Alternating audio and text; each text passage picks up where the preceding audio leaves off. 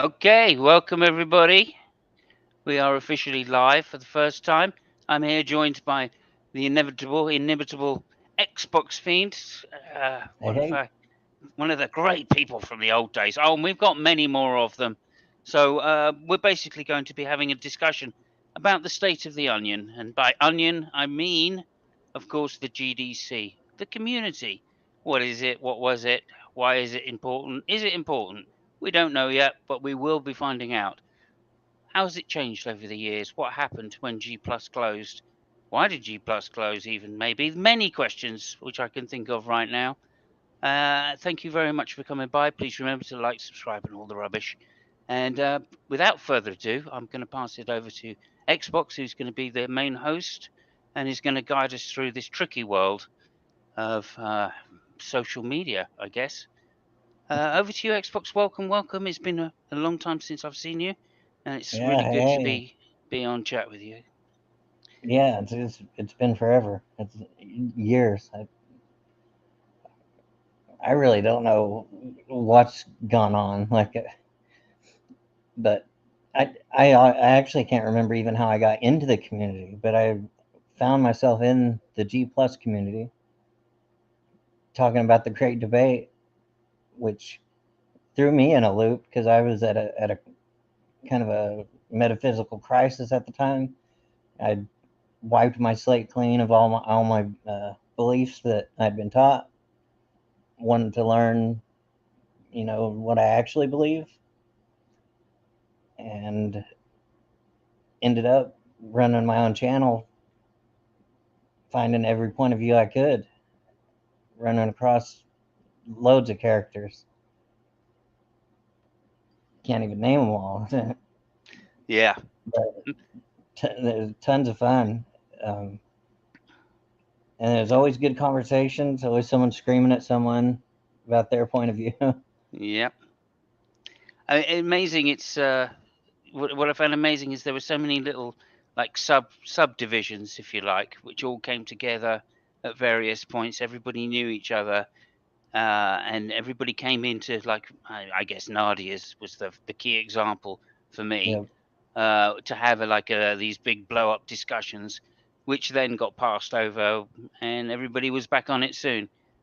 So yeah, there you go. Yeah, Really, she ran the 24/7. Yeah, let's bring on some of the guests. Lyrics is here, I see. Good evening, Lyrics. Good evening, Tux. Good to see you. Green's here as well. Thank you so much, guys. Floyd, Awesome. Floyd will be on the panel soon. I can guarantee you. So yes.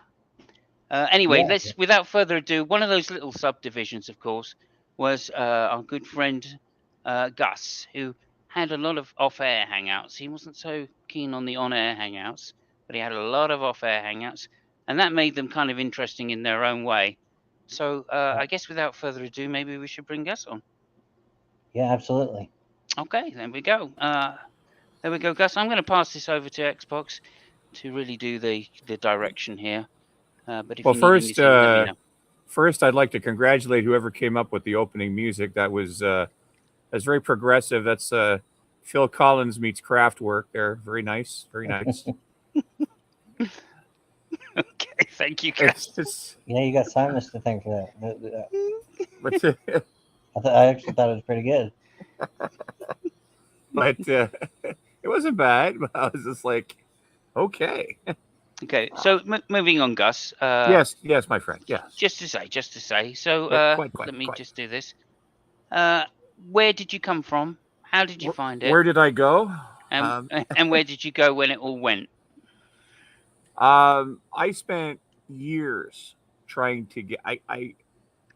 Once upon a time, whilst I was mending my pants, yes, I mend my pants by hand, and it's a long process, or at least I did at the time. So I would go to YouTube and I would just tell YouTube, I don't know, debates. And I became aware that there was a group of people somewhere on the internet, and they were essentially doing nothing but hollering at each other. And they seemed to be centered around this woman named Nadia, who was unlike any woman I'd ever seen before on numerous facets. And these people were someplace, and I spent years trying to figure out how to get in. And then one day I was in. And once I hit the ground running. And the thing is, Nadia's Hangouts was a very unique, because of Nadia's rather interesting point of view about any number of things. Nadia's Hangout was a unique place that had an atmosphere that has never been matched before or since. And there are some of the epic fights that went on in that place were like, holy shit. They've never happened before, and they taught the different sides not only to fear each other, but whom amongst each other to fear. And you see that when the balkanization started to happen, everybody ended up in their own little groups, and those groups often wouldn't extend an invitation to the people they were most afraid of. Right? Hint, hint. And also known as Gus, we're live. Gus, we're live. We are live, Gus. I know. And the thing is that there were two things ultimately that I consider myself something of a historian of the G Plus days up to a point. There were two things that killed G Plus. The first thing that killed G Plus was the slow disassociation of Natty with her own Hangout. And why that happened to her is kind of complicated, so I won't take up too much time with it, except to say that when she was eventually not involved with her own Hangout, that was one nail in the coffin. The other nail in the coffin, well, there are actually three nails. The third nail in the coffin was that Google was just going to close down G Plus anyways. Right? They were destined to do it. And they warned us they were going to do it. They warned us they were going to do it. It was just a matter of time, right? But the third nail that perhaps shoved things along faster than before Google got the chance was a process known as sniping. And you guys might not remember sniping, but I sure as fuck did, because I got more confirmed kills than Chris fucking Kyle. but it was this was a process where people could take advantage of the way that the simultaneous net chat that was always generated every time you created a G Plus Hangout. The way it was set up was that you could, anybody who was accepted onto that chat could kick anybody else permanently out of the chat. Just kick them right out.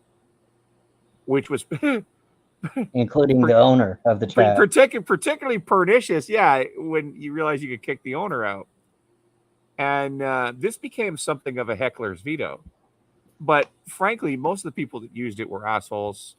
I was only an asshole when I used it.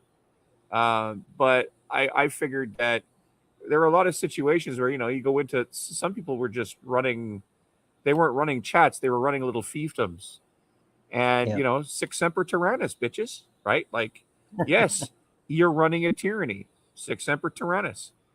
But there was a lot of people that were really angry with me for the whole sniping thing. But it was those three things that eventually brought down G Plus. And then we went on, those of us that went to different, but most of us that moved on, we ended up in Discord, which is another ball of wax. But let's bring somebody else on, get somebody else talking. Yep. Let's get, you wanna bring up Floyd? Everybody should remember Floyd. Oh, the murderer. Pre-sub killer. Hey guys, thanks for having me. Yeah, I remember. I was bummed out with G Plus closed. They have chat now, don't they? They've like chat They do. .google.com or something, but it's not like Yeah. a community. Like, I think G Plus was trying to be like a Facebook. And I think maybe the chat now, I think is just, I don't know, just web conferencing, I guess. Yeah, Brojo still has his room open from those G Plus days. The same chat room with the same list of people in it, just to give you an idea. Oh wow, yeah. I forget what happened. Was there a lull? Like once G Plus closed down, I forget where everyone jumped to. I mean, I went to Discord later, and Discord was kind of dying. I guess they all go through phases, and then Godless Girl messaged me in Discord saying, "Oh, come on over to Clubhouse," and that's where I've been hanging out, currently. Oh, great. Yeah, I didn't know that was her that got you over there. But yeah, I miss. I mean, I miss the good old days with G Plus. I mean, with Clubhouse, it's just audio, and I miss the video and audio where everyone had their little square at the bottom, and most people showed their faces and so forth, and you had to behave somewhat better, then. But I guess Clubhouse will run its course. But there's so many venues now. I guess it's hard to keep it straight. I mean, you could do stuff on Facebook now, right? I think Facebook has everything. Right.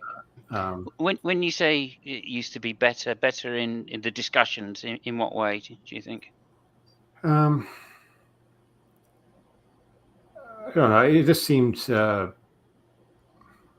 Again, I think everything goes through its phases, but I think, I guess we were making progress, so to speak, as far as like elevating the discussion, around the great debate community, and but again, I think everything goes through phases, and I guess we have a new generation now who bring in the same old arguments, and you kind of have to start at square one again.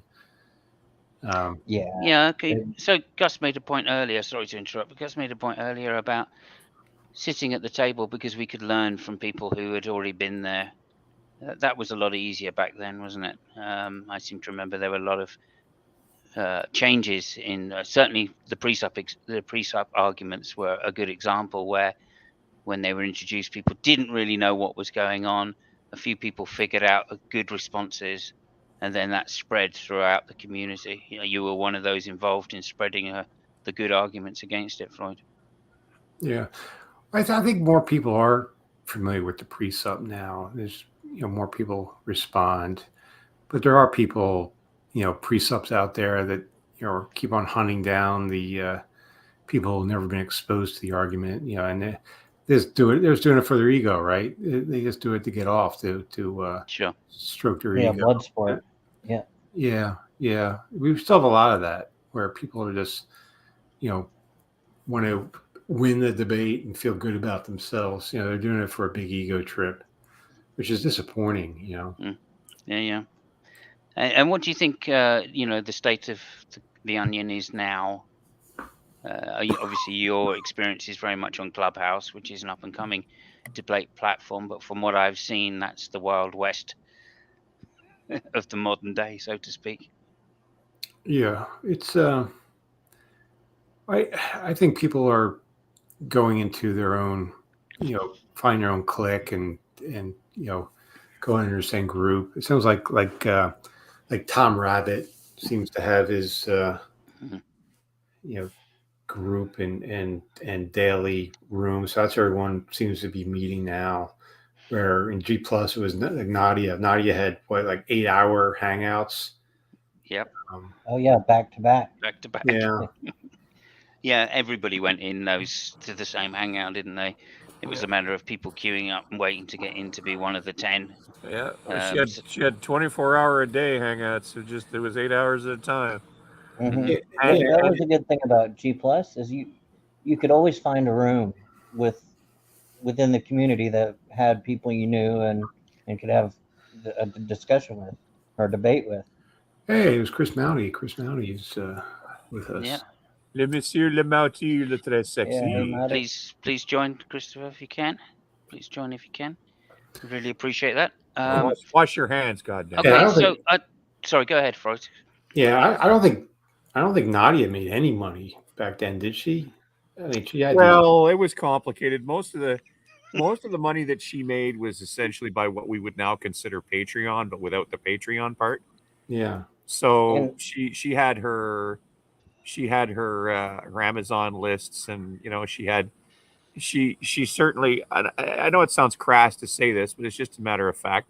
She had her little tin cup on the table, and she encouraged people to put money in it wherever possible because, I mean, she had difficulty needed it. making her way in the world.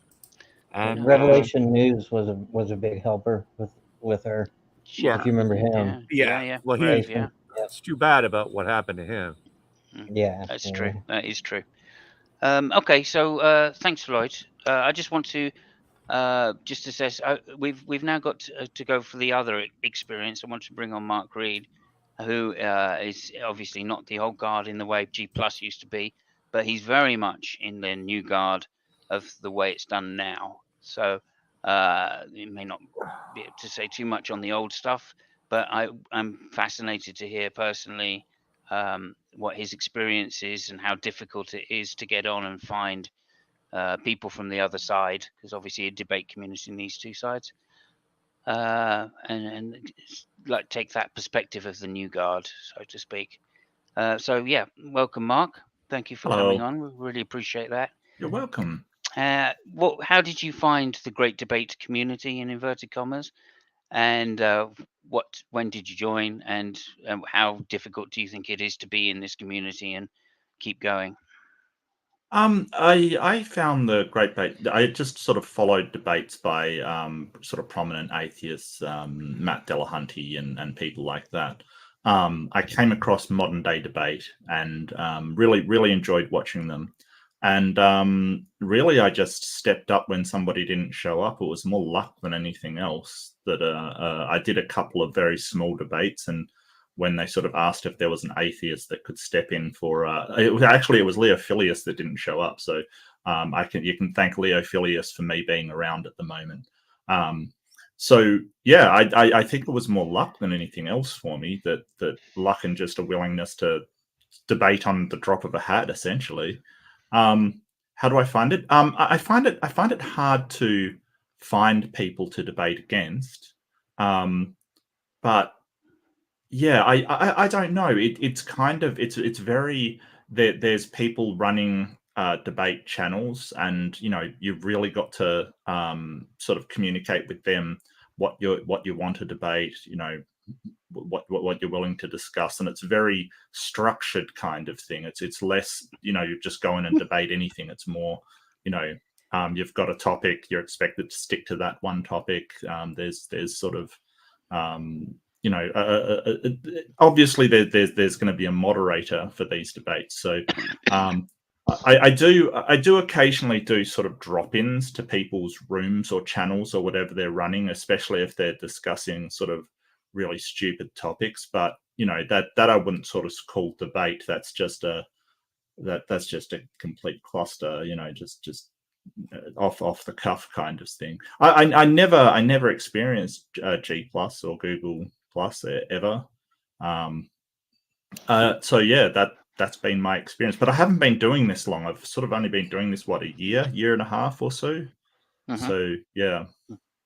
Yeah, so it's difficult to find the theists to debate against. In some respects, that's not surprising because you have at least, the debate form. The format of the debates is more serious than it used to be. It used to be much more conversational. It would just be two people meeting in a room and then somebody saying something and then a discussion breaking out, and then it would quite often fracture into just two people back and forth.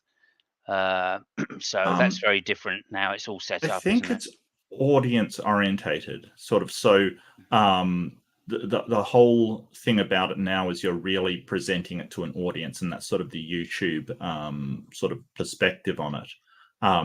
It's more for the audience to hear your cases than to just have a discussion. Not that I'm against having a discussion or what have you, But the debates that I do, I prep for them. I have presentations for them, and that's for the audience. But that's why I'm there. I'm not there to convince the other side. I'm there to convince the audience. Yeah. So my focus is on people watching rather than the person sitting opposite me. Okay. And I'm going to be putting links in the channel after of the people that have been here. So if Mark, if you do want me to put your link in the description, Oh, sure. then Yeah, that'd be please great. Thank you. drop it into the chat, and I can do that after the show's been Okay. on. Thank you so much, Floyd. I just want to mention this as well. Floyd, of course, you're famous for your presentations and your slideshows, right? So you always had a slideshow for any particular topic someone would bring up on the drop of a hat. That I actually wanted preparation. to ask you, Go ahead. Floyd, about one of them in private that we actually did in private about the precept. If you minded if I reposted it, Yeah, because I've hidden all my videos. Yeah, go right ahead. I probably have a mirror of it on my channel, but I mean, I still do presentations every now and then. I post it on my YouTube channel, and I hope, and I do it to strike conversation. But I have not had one person, like one Christian, ever come up to me and challenge me or want to have a discussion on it. I did a 3-part series of why I'm not a Christian, and I gave all the reasons why I'm not a Christian, and I had not had one Christian contact me saying, "Oh, well, let's go over this," or "Oh, I think this argument's bad," or "You're wrong about this." I haven't got any of that. I guess the only debates I really have now are on like Facebook.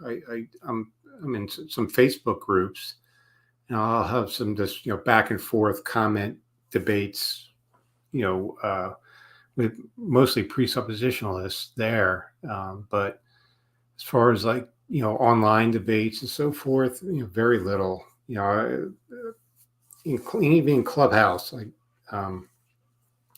it's hard for me to get something going. I had a conversation with John Lee on Clubhouse over Calvinism, and someone captured it, and I was able to post that on my YouTube channel.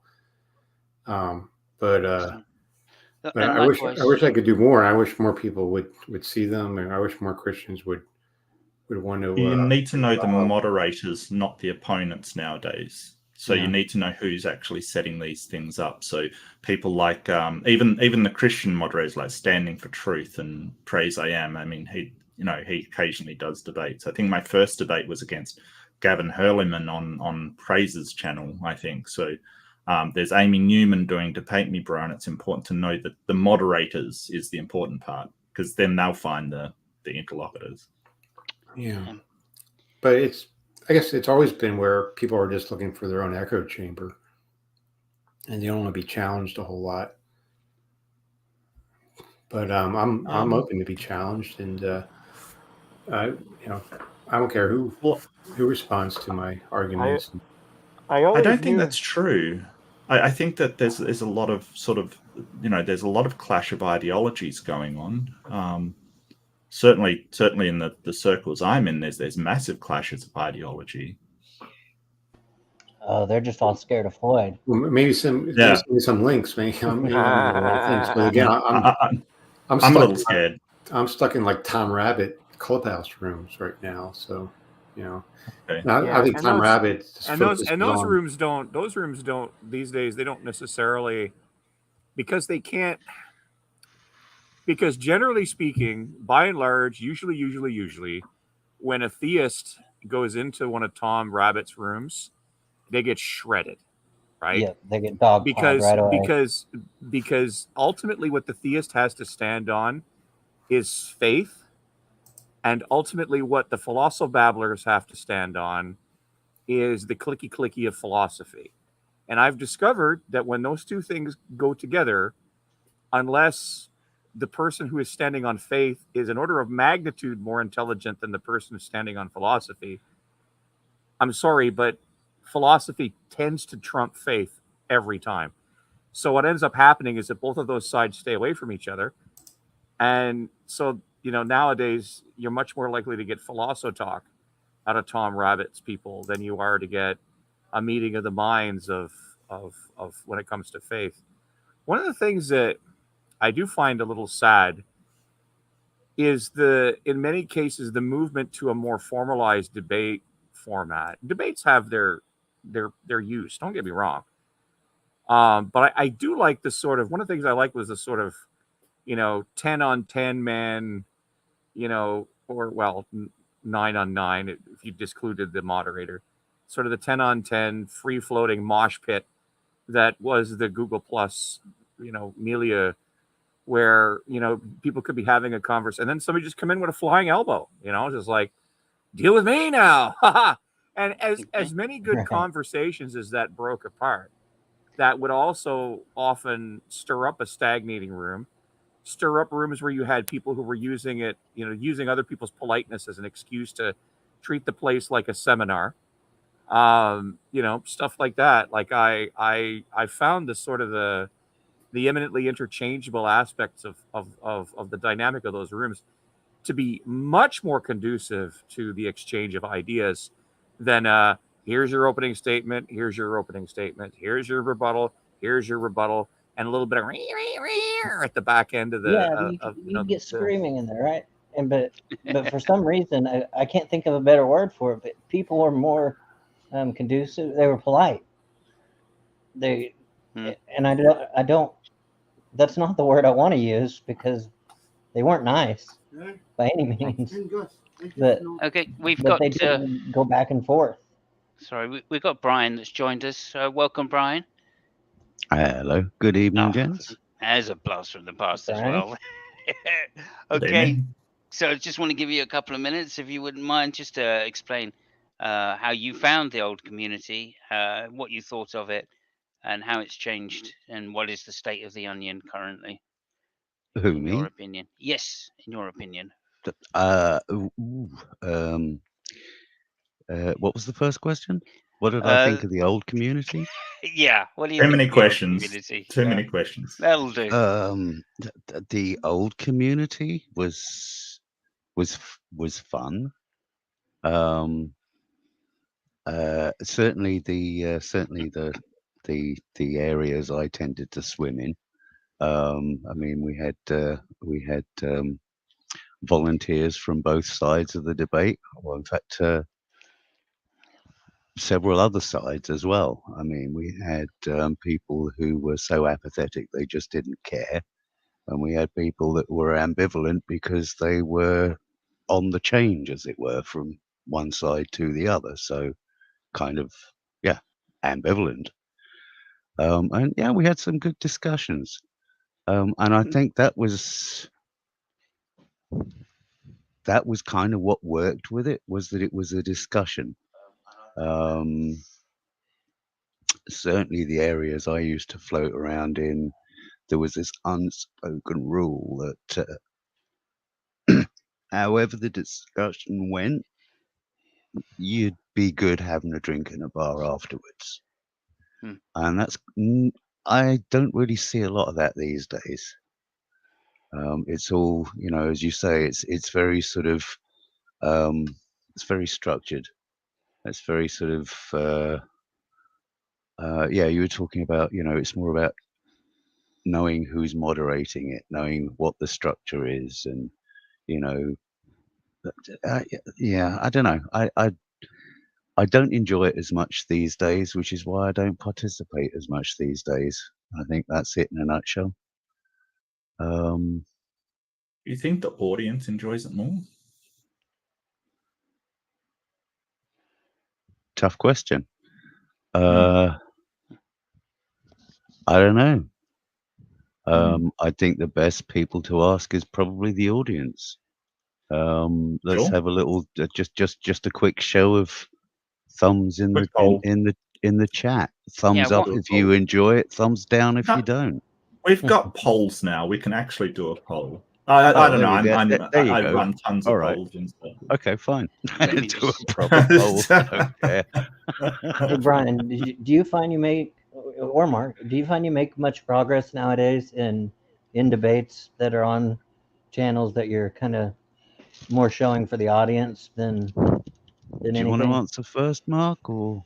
What do you mean? Do I make more progress in channels where I'm shilling for the audience? I'm not sure, because I don't think I mean, it's only very recently my channel actually got monetized, so I'm not shilling for anything. It's more that I like debating, but um, I'm not sure what you mean by progress. Like progress in Like what on your facet? position or your ideas.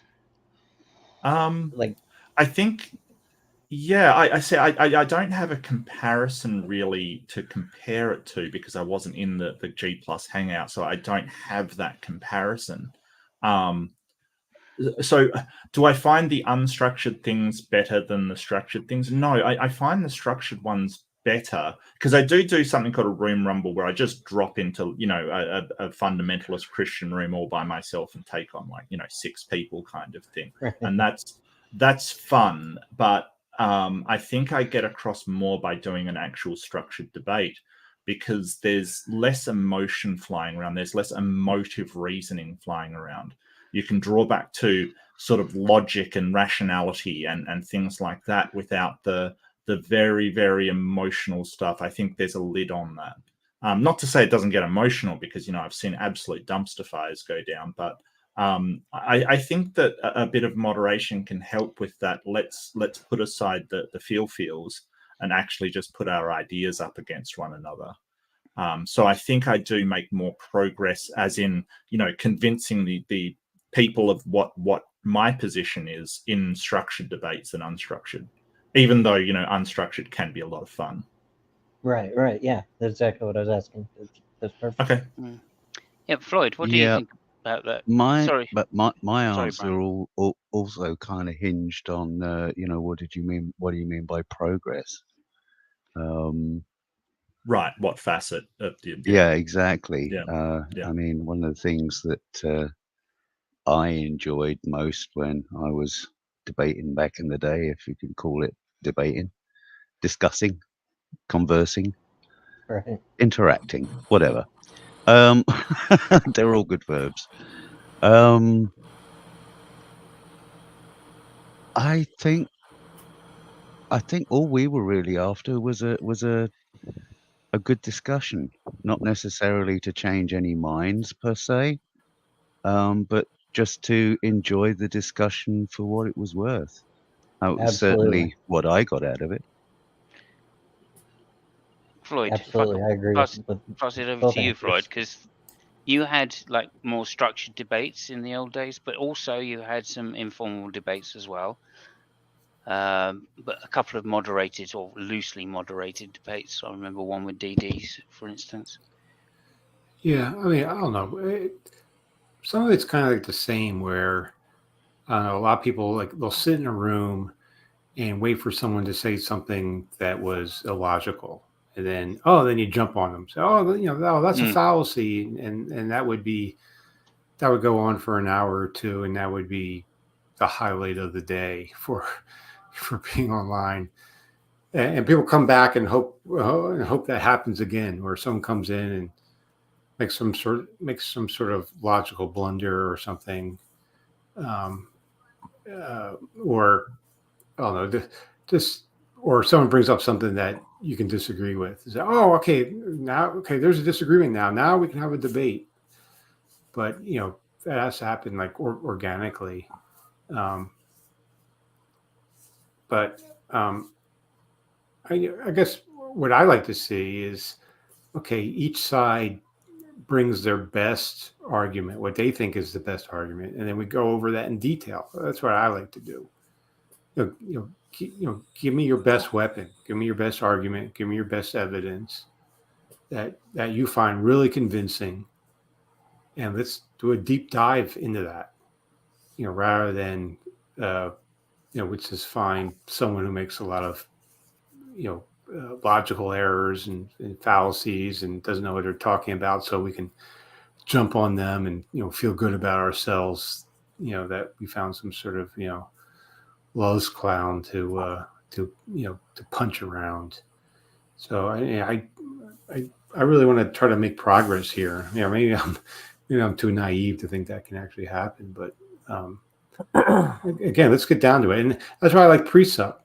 Precept came in and challenged people and if you wanted to really understand it, you really had to dive deep into philosophy, learn about epistemology, and so forth. And we could make some progress there. And a lot of people were, a lot of Christians were convinced about pre-sup because evidentialism wasn't getting anywhere, and they thought, oh, here's something that we can really get back at the atheists about. So I started focusing on that and all the problems with that. So I wish it would kind of go in that direction. Give me your best argument. But again, a lot of people pick their religion or maybe even atheism because not for rational reasons, but because of some sort of emotional reason. And then or later they received it. Yeah, or and then later they try to find rational reasons to justify that their belief. Well, I think with pre-sup, some theists use it just because it does make atheists angry. That it sort of is a trigger point for a lot of people. I mean, I don't mind pre-sup that much, but I think it's a bit ridiculous. But I know that it does. It's inherently dishonest. I'm sorry, but it is. Well, it's inflammatory is the word I would use, but yeah. Well, the reason that most atheists get angry about it is because it's dishonest. That's why. I mean, look, ask yourself something. I mean, 9 times out of 10, atheists and theists who are, reasonable can have discussions about things. And generally speaking, there's 2 topics, and almost only 2 topics that'll drive atheists orangutan. One of them is 5-point Westminster Calvinism, because it turns your God into an asshole. And the other one is pre-sup, because it covers up a whole bunch of special pleading with a whole bunch of philosophabble, and it disguises itself as it's premised by asking questions that nobody can actually answer, except the side asking the questions pretend that they have the answer, right? Because of something that their Bible tells them. So they're not subject to the question that applies to everybody. They're not. Right. They've got an exception to that. Yeah, precisely. If I could just cut in for a second. Oh, do please. Sure. You make a good point there, Gus. But the trouble that we found with pre-sup back in the day is that it is just so easy to poke holes in. And I'll give you for instance. And it's also one of the reasons why, on some levels, it is convincing for some people. And it's all in the nature of presuppositions. Now, in order to have a rational conversation about something, you have to lay down some ground rules. Those are the presuppositions that you have going into any discussion, any sane, rational discussion. And I'll give you an example. If you want to talk about Star Trek, then you are presupposing that you live, or you are talking about a universe in which the planet Vulcan has a race of humanoids that have certain extrasensory powers, telekinetic powers, whatever, mind control powers, what have you. Yeah. So in order for that conversation to have any rational sense, ability to whatsoever, you have to have those presuppositions. And it's the same with presup with a capital P. In order for that conversation to make any sense, you have to make the presuppositions. And that's both its joy and its failing. Because if you don't make the presuppositions, you won't get anywhere in the argument. If you do make the presuppositions, then you fall for the brainwashing. The precept comes to you and says, sorry, buddy. The precept comes to you and says, could the following things be possible? And because most human beings who are intellectually honest look at the questions they ask us and say, yes, there is a possibility that what you're proposing could, might, maybe exist, right? Yeah. What the precept does is the second he extracts that inevitable product of your intellectual honesty, he grabs that and runs for the hills and says, okay, well, if you're willing to admit this, then this, then this, then this, then this, then this, and it's axiomatic based off of what you've already said. Yeah, but that's Right, why they it's sort of- so easy yeah. for it to get bogged down in such But a at first it philosophical, semantic bog. I know, but at first it took you guys a long, and when I say you guys, I mean the people who are actually doing it. I'm not necessarily lumping you into that category. No, I get what you're saying. It took the Philosothunderers a long time to deal with it because they couldn't identify the inherent dishonesty. So they kept trying to deal with it. You guys like Alex Botten and stuff who kept trying to deal with things from a standpoint of, well, the other person is an honest interlocutor who wants to have an honest discussion, right? And that's why it took so long. Once the philosophers realized that they're not, essentially they were being fished rather than spoken to, that's when they finally went, oh, okay. And they were able to see clearly. And once they saw clearly, yeah, it was lights out. It was like guys like Floyd was like a scythe through wheat fields. It was a joy to watch him work. He was just cutting down precepts right, left, and center. True. Sorry, Floyd. You look like you were just about to say something there. If I could just say, one of the... All I can say to that is bravo. Yeah, absolutely. And it was a joy, that's for sure. But one of the things I'll just say quickly is it was also about, one of the reasons that I feel that it's still prevalent is because of confirmation bias, of course. And speaking of confirmation bias, we have the poll results in. So there's that. And let me just see if I can get it on the screen. I don't know if I will. No, I can't. There is a way to do it, but it's 100% then. So if that doesn't show you that the atheist community also has confirmation bias, I really don't know what does. But, there isn't a person on this planet that's free from confirmation bias. Myself, absolutely. Yeah, that's true. And I think Brian was actually talking, like, you have to do an internal critique, which makes absolutely, you absolutely, that, every single day. Yeah. Yep. Which I mean, to most atheists should, in my opinion, should very rarely allow themselves to be dragged into an internal discussion of the Bible. The Bible should always be made to defend itself in the real world. Any claims that theists make should always be covered in physics. Otherwise, I don't want to hear it. I can't. And for them, so the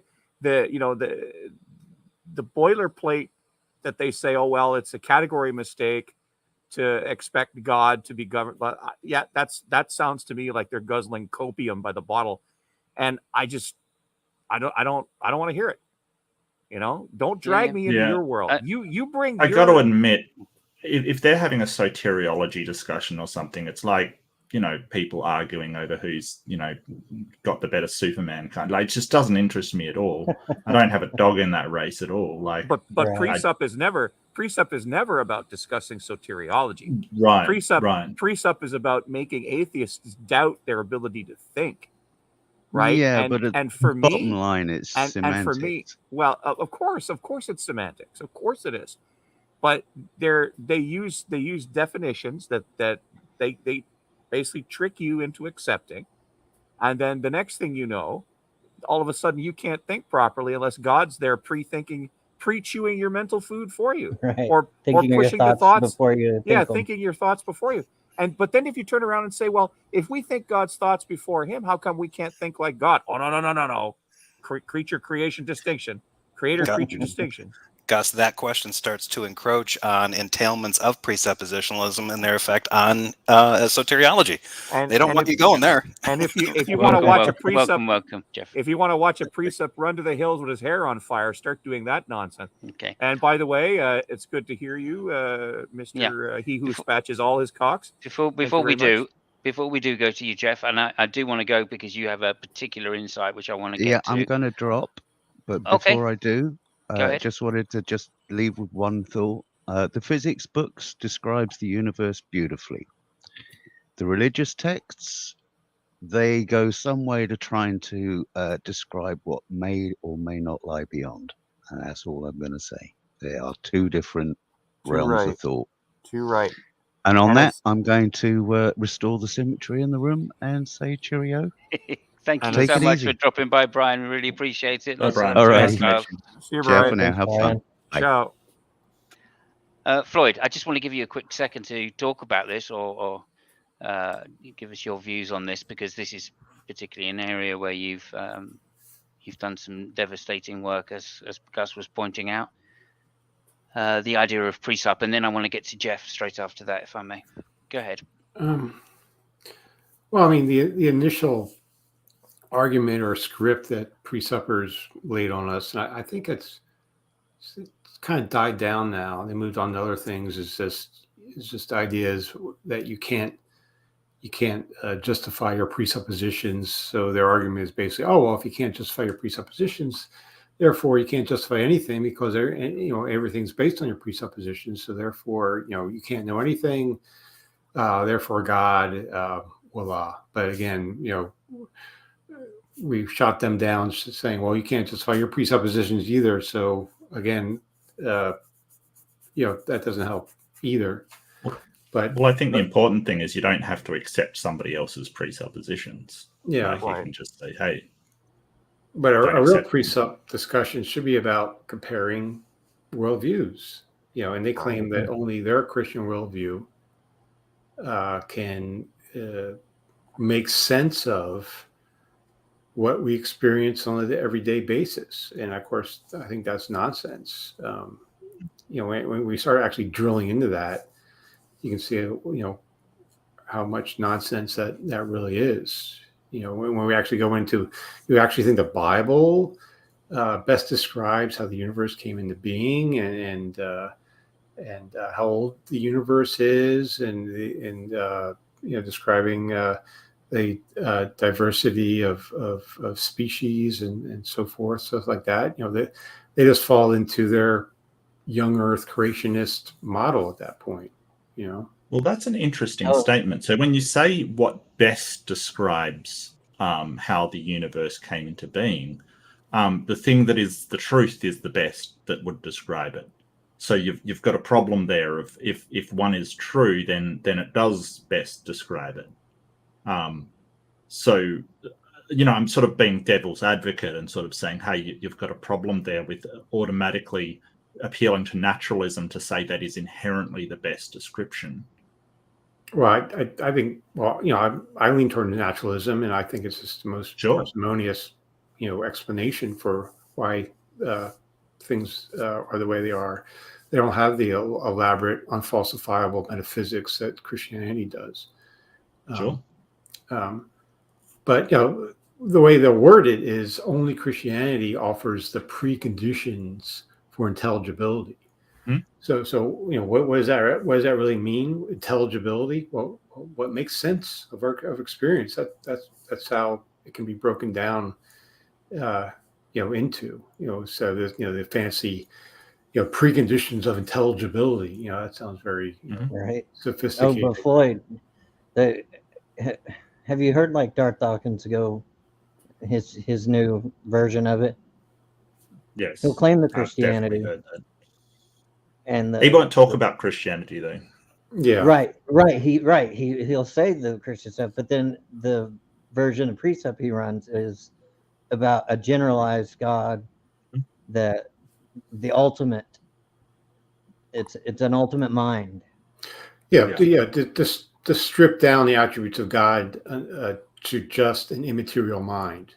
Well, so when you start drilling into the omni properties, that's when you start running into problems. He doesn't even let you get that far, right? Like, first of all, he strips precept down like a flying gas can, and the first thing he does with it is he keeps you on the back foot. He'll ask you one question, and that question is, how do you ground the knowledge of everything? And what's it doesn't matter. Foundational of all intelligibility. And with Darth Dawkins, the trick is it doesn't matter how you answer that question; you'll be wrong. Sure, it doesn't matter. Well, would you say mainly Darth Dawkins because of definition? Sorry, Mark. I did want to get Jeff in here because he's been silent on the wings, and like one of the differences between old and new is that there are debate reviews that are a lot more common now, and Jeff, of course, is an expert on this particular topic when it comes to Darth Talking and reviewing Darth Dawkins. That's true, yeah. Patter. So I'd like to get Jeff's view on this, if we may. Jeff, Darth Dawkins.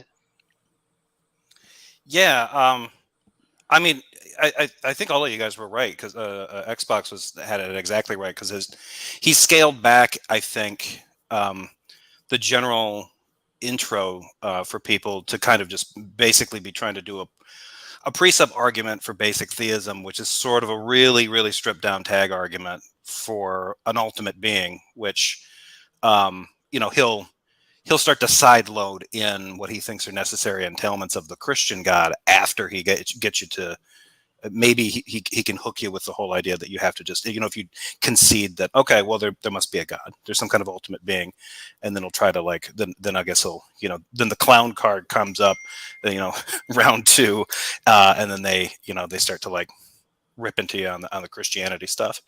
I don't know if no one else is doing this as he's not doing it well, and it's fair to say that he's doing it worse than he's ever done it before.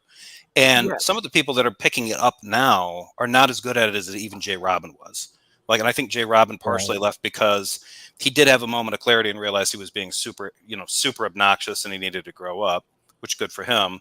And on top of it, I think he realized he'd the student had eclipsed the master. And he started to realize that Darth was just retreading the same old ground over and over and over again. The most pathetic thing at this point for me about watching Darth and even commenting on his stuff is that he's a wannabe brainwasher. He can't get off the ground. He can't even begin to get the person to start to succumb to his voodoo in it because they're too busy scratching their heads over his weird, vague definitions that don't go anywhere, and the fact that he's already so frustrated with almost everybody that he talks to that he sounds like he's on the verge of quitting as soon as he's done saying hello. Sometimes even before he says hello. And the second you give him a piece of an answer he doesn't like, he steps in and he tries to correct you, right? Mm-hmm. But the thing about Dawkins is that question is not meant to be answered, because the only answer to that question that he will accept is God. God of Christianity. Yeah. And because he knows he's asking atheists, he knows he's got them. And he will not allow any out of the box thinking, any asymmetrical processes. He will not allow anything except what I want to sorry guys, go ahead. No, go ahead. Yeah, what I wanted to ask is so the thing that gets me about Darth Dawkins and the way that he operates is that his room is always, he will be the only person with moderator privileges. There'll be sort of a bunch of people around him, so he has this infinite control over the circumstances of your engagement. Yes. And I wanted to know if that was a problem with G Plus or Google Plus. Is that the kind of thing that you'll be, because you can't. No, I'm sorry to cut you off, but they're mechanically in G Plus.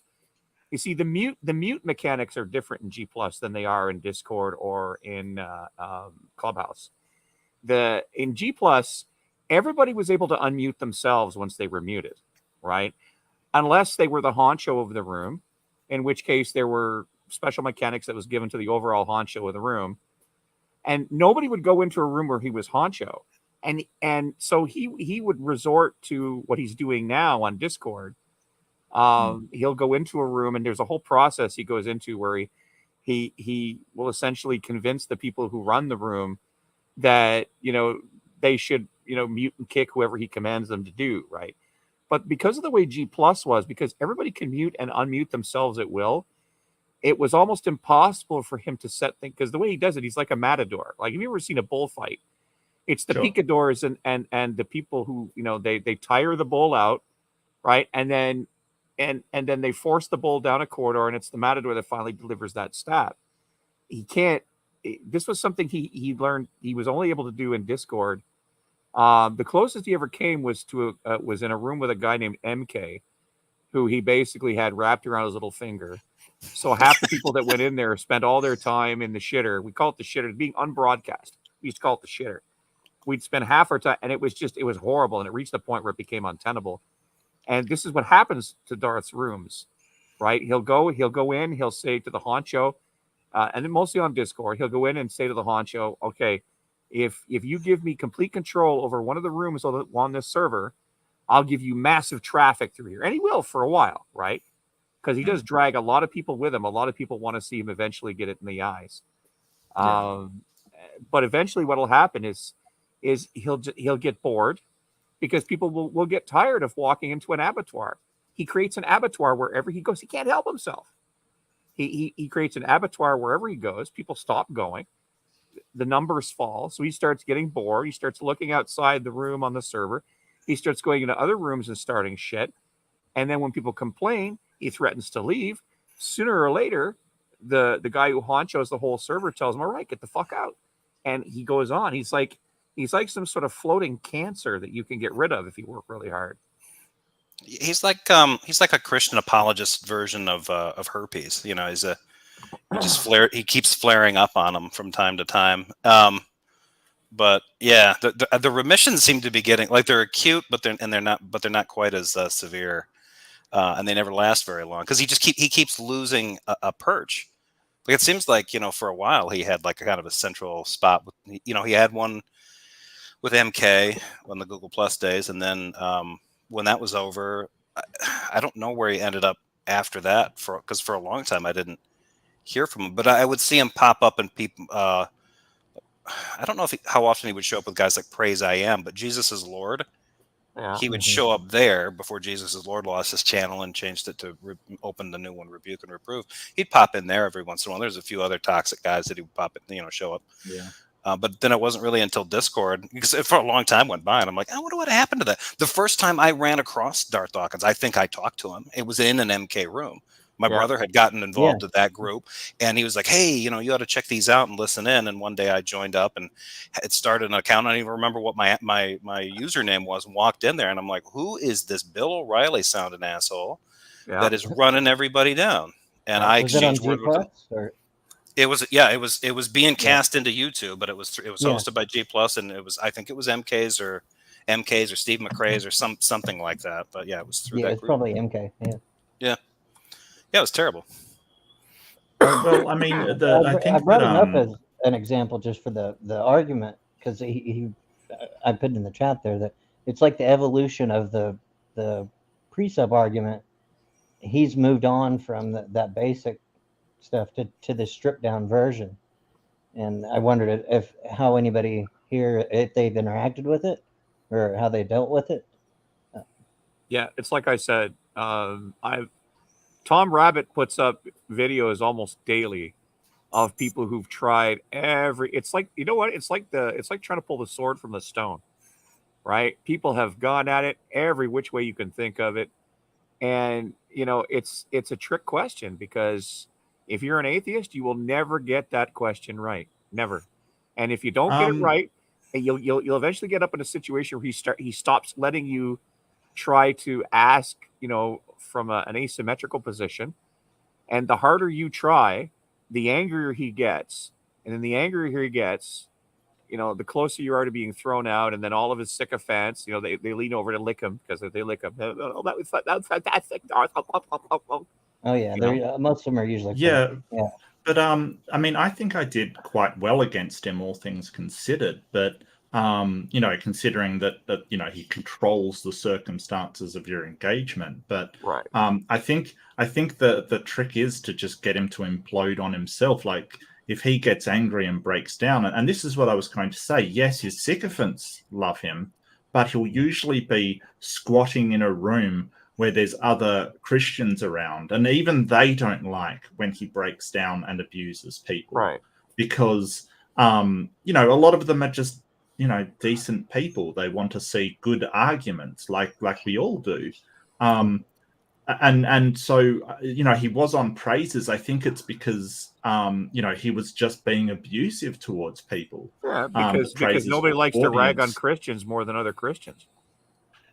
Well, yeah, and if and the atheists could go in there and make Christians look really bad. You know, that they're aware of when they're looking terrible. You know, so they don't want someone like. I mean, would you want someone like, you know, Darth Dawkins representing your side, kind of thing? Of course not. Well, you would if you're not smart enough to know the difference between strength and wisdom. A lot of the people who appreciate what you see, Darth Dawkins, he doesn't worship Jesus. He worships John the Baptist, right?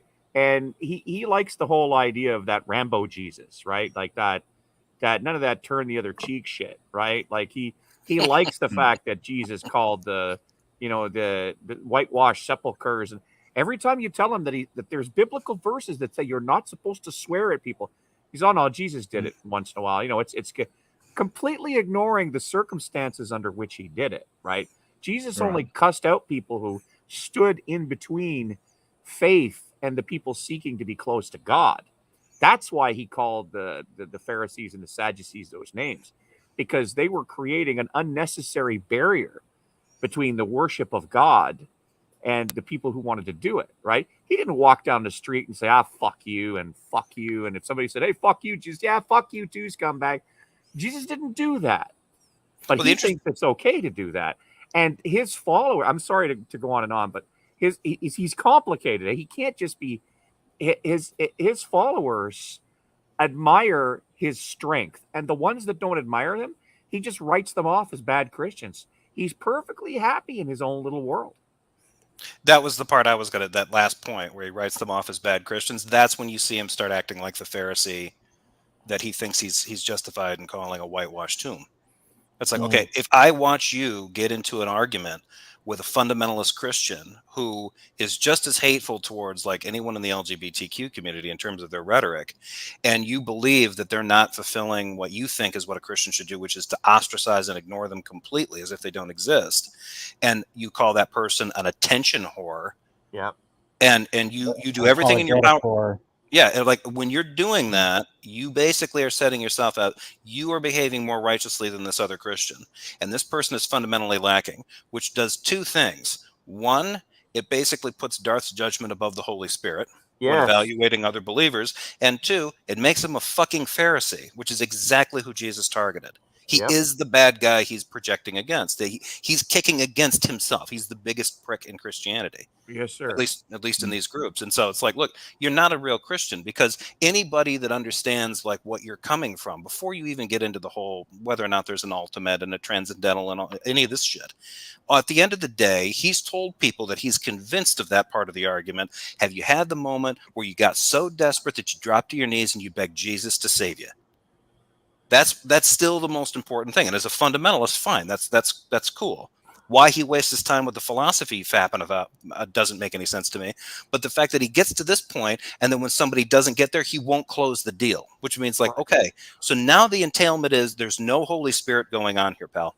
Right. You think that people can rationalize their way to Jesus, and that's not biblical. It's not even doctrinal in most denominations. There is something unique and supernatural about the regeneration a person goes through when they're saved. Most Christians believe this. Whether they think it's irresistible or whatever, doesn't matter. There's some kind of activity of the Holy Spirit, and he calls that activity into question every conversation he's in. He is constantly blaspheming the Holy Spirit according to the standards of his own fucking religion. But his followers, I don't think he's there to convert anybody. I don't think he's not. To, You're absolutely right. He's there to win. You know, he's there to shove them down and boost his own ego by pushing them into the dirt. That's why he's there. But his followers are often younger. Okay, they are people who are Christians. They may have newly taken on the faith. Yeah, and they're not as intellectually whatever, and they're tired of being made fun of for being Christians. And what they really want to see is somebody who comes along and beats these atheists at their own game. Yeah, right. He wants to see someone who comes along and beats the atheist, and they're not smart enough to realize that Dawkins isn't beating them at their own game. What he's doing is he's rigging a game and then running them through it like a pachinko machine, because that's the way his logic. Like by the time you pop out the bottom, you're like, what the fuck happened? All you know is you've been muted and booted. Well, Yeah, hey, you bring let up me- a really. Sorry, go ahead. Well, I wanted to hear from Floyd because he's had like 3 debates with him, I think. At least 3, yeah. Yeah. How have those gone with you? Well, I just wanted to break down what the game he plays, and whenever you get a chance to ask him questions, that's when he explodes, right? He's good. He's good when he just asks you questions. But if you're in an environment where you get a chance to ask his questions and hold his feet to the fire, that's when he explodes and rage No, quits. Floyd, starts if you cursing just you out. and answer everything. if you just answer his questions, he will answer yours straight after. If you just answer his questions, he promises he'll answer any questions you want. Yeah, and I will. And a lot of his questions are loaded, so you have to Mhm. break down, a lot of the terminology he uses in his questions. When he asks his questions like, what was the fundamental ultimate and stuff like that. You need to break that down, and are you talking about ontology or epistemology and things like that, and are you doing an internal critique or an external critique, and are you presupposing foundationalism, and you need to break all that stuff down, and a lot of the times you don't even get a chance to do that. And the few times you can see some of the debates I had on my YouTube channel, I have posted with Darth. When you start breaking it down, that's when he starts to go ballistic. And one of the videos I have, he just starts cursing me out like crazy because I started breaking down, what he meant by his questions, because a lot of his questions are loaded, and you need to really take the time to break it down and go over each item. And that's a good point, Floyd. The way that he interchanges epistemology with ontology is inherently dishonest. So he'll sort of make an ontological argument that's logically possible, and then take that as epistemologically sound. Like just switch straight into it. And I think that question where Which is he what all goes, precepts do. well, sure, but he's sort of way more egregious and overt about it. That I've found anyway. Maybe that's just because I haven't met as many of them as you guys have, but that's what I've found. If you offer your metaphysics or your ontology, what's the next question out of his mouth? How do you know that? Right. Right. Immediately is switches epistemology. to, But then when you switches to turn around and say, epistemology. "How do you know that?" He says, "Well, God told me." And Yeah, you so say, he "Well," switches to his ontology. right? At that point. But then when you say prove it, he'll say, "Well, that's a category mistake." Right. Right. Well, it makes it hard. And It sounds like a structured debate with him would I'll be say. almost impossible to flesh anything out. You're going to spend most of the time trying to figure out what his terms are and what he's meaning. And he tried coming up against the New Guard. He tried coming up against the New Guard on Modern Day Debate, and that was a fiasco. Yep. Because multiple fiascos. Once you add a moderator and somebody that goes, okay, you can't just talk over people, you have to answer questions as well as ask them. There has to be some kind of fairness in the situation here. I mean, he ended up blowing up at the moderator, James. Oh, even worse than that, he figured out how to bypass James's ability to mute him. So every time James tried to exert, every time James tried to exert some sort of control, Darth would just absolute disrespect, just unbelievable.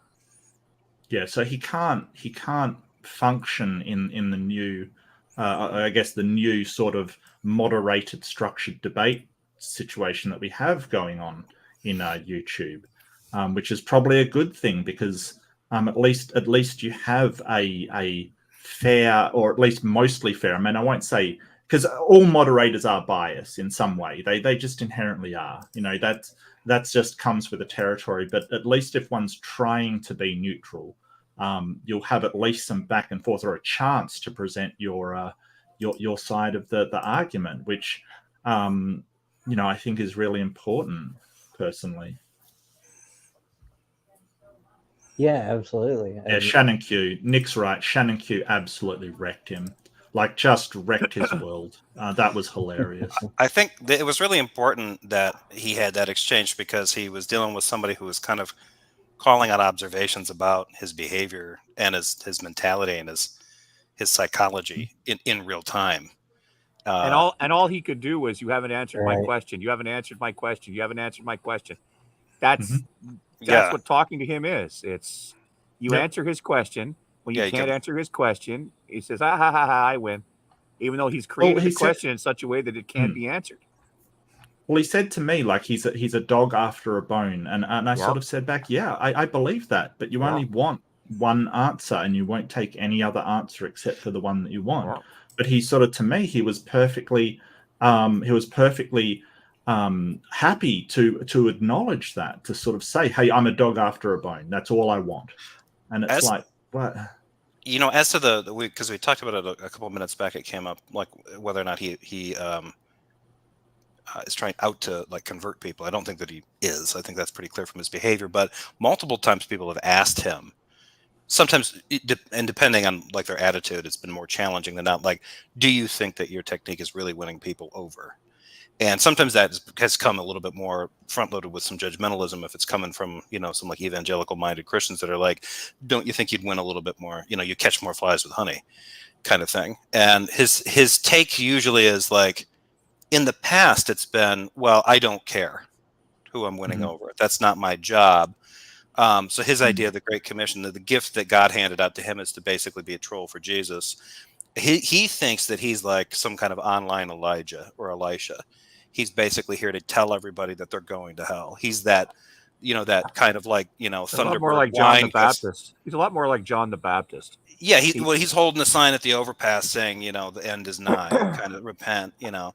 That's really what he's doing, you know. And the biggest threat that you have to worry about, it's not climate change or anything else, or, you know, nuclear war or societal collapse. It's the love of his God when it comes in the form of wrath, you know, because you didn't join the team. So yeah, he thinks he's old school in that sense, which is interesting because some of the information that came out, given that he was raised Catholic before, he's admitted to that. He really wasn't in this kind of stuff. The guy that there was a person that came out and kind of said, yeah, that's my brother. And he kind of gave this information to Tom. You know, I don't know names or anything like that, but I saw some of it, and it lines up with other things that Darth has talked about over the years. And he had actually said, first of all, he said he was actually a professional in mental health. He was like a PhD psychologist or something like that, which made sense given the animosity that Darth has towards anybody in that field. But he also said that he himself was a Christian and he was originally into this stuff. The family was raised Catholic, but as the kid, you know, some of them got into other stuff. This guy, the quote unquote brother, got involved in Calvinism, got into Van Til and Bonson, and he credited himself in his own sources. He donated that stuff to his brother, and then Darth got into it later and then ran with it. And so he's like, yeah, this is just what he kind of does. He gets kind of obsessed with this kind of stuff, and it's a way to kind of, like, you know, somebody's given him something. He's a cage stage Calvinist, and if you guys look that up, you'll see this. This is an in-group expression amongst Reformed types. If you really get into Calvinist and Reformed theology, you get this stage where you know best, and you need to tell everybody that they're useless pieces of shit, and they better, you know, and they're all going to catch God's fury if they don't straighten up and pull up their pants. And that mentality that happens, they call it the cage stage Calvinists. They're only fit for locking in a cage until they work their anger out, and then they calm the fuck down. Even amongst Calvinists, they acknowledge, like, this is kind of this is how they act at first, and then eventually they realize the entailment of irresistible grace starts to kick in, and they realize, oh wait, it doesn't matter. None of this shit matters. God's going to save who he's going to save. He's going to condemn who he's going to condemn. Wait and let it happen. Darth has had a lot of time to calm down. Like, I think if he was going to calm down, he would have done so by now. Like, let's face it, how many years has it been? Exactly. It's a weird, what you're witnessing. And I don't think enough Christians that are paying attention to this stuff understand what's happening. It's a weird kind of Christian arrested development. He started it. He got triggered by the stuff, became a cage stage Calvinist, and never left that stage. And most people, and I know Calvinists. I've talked to many who have either they're still Yeah, same. Christians and have moved on to becoming more liberal, or they're still really conservative, or ones that have become atheist, and they kind of like look back at that stage and like, yeah, I remember that. I remember that period when I was really into it. Yep, 12 months for me, 6 months for me, 24 for me, man. 3 years straight, dude. It was exhausting. My blood pressure was terrible. They all, and it doesn't happen to all of them. Obviously, some of them catch on quicker, but a lot of them went through that, and he's apparently still going through it, or he's a Poe. Maybe. Well, yeah, that's true. DD is not Calvinist, by the way. He does not accept, the tulip. So he's not, yeah, exactly. He says he likes Reformed theology, but he's not but he's still behaving like that. Right. Yeah. Yeah. He uses our apologetics and so forth, but he rejects the basic tenets of Calvinism, which is basically divine determinism. I'm not sure if he's Armenian or whatever, but he's not a 5-point Calvinist, but he uses their apologetics and I've always said he's the worst of both. He's enough Calvinist to credit God with everything good, and he's enough Arminian to blame people for everything bad. Yeah. Well, whether it's effective or not, I'm not sure. Because I hear a lot of people are turned off by the way that he conducts himself. Even other Christians and things, they're sort of really turned off. But you do run into people who will tell you, "Hey, I Darth Dawkins absolutely convinced me, and he's the greatest thing ever." Usually young people, the younger side. Hell, that debate between Professor Dave and James Tour, Dr. James Tour, the other day. Somebody asked like a pre-sup question in the question time to them. The young guy got up and asked basically, one of Dawkins' pre-sup's question. I was like, wow, that's Dawkins right out of the gate. Darth Dawkins right out of the gate. It's and that had nothing to do with any theology. That was an intelligent design debate. So, it does convince some young Christians, like in a massive way. So, I don't know. I think he turns off more people than he convinces, but he does convince people.